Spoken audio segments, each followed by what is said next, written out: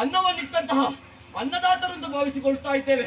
ಈ ಹೊತ್ತಿನಲ್ಲಿ ನೀವು ಹೇಳಿದಂತಹ ಕರ್ತವ್ಯದಲ್ಲಿ ತೊಡಗಿರುವಂತಹ ಹೊತ್ತಿನಲ್ಲಿ ನಿಮ್ಮ ಕರೆ ಅದನ್ನೇ ಆಲಿಸಿಕೊಂಡು ಈ ಕಡೆಗೆ ಬಂದಿದ್ದೇವೆ. ಏನಾಗಬೇಕು?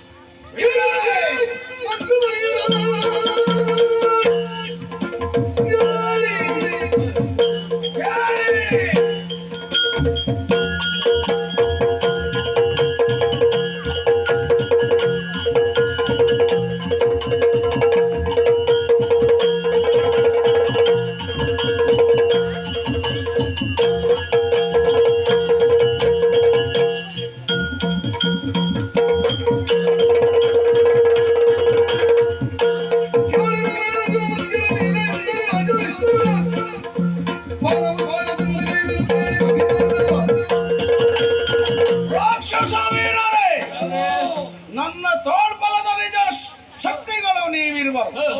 ಈ ವೇಳೆಯಲ್ಲಿ ತುತ್ತಾಗಿ ಕರೆದಿದ್ದೇನೆ. ಕರೆಗೆ ಹೋಗೊಟ್ಟು ಬಂದಂತಹ ನೀವುಗಳು ಏನಾಗಬೇಕು ಎಂಬ ಹಾಗೆ ಕೇಳುತ್ತಾ ಇದ್ದೀರಿ. ರಾಜ್ಯ ವಿಸ್ತಾರದ ಬಯಕೆ ನನ್ನಲ್ಲಿದೆ. ಬೇರಾವುದೂ ಅಲ್ಲ, ನೆರೆಯ ಪ್ರದೇಶವಾದಂತಹ ಬೊಮ್ಮರ ಬೆಟ್ಟು.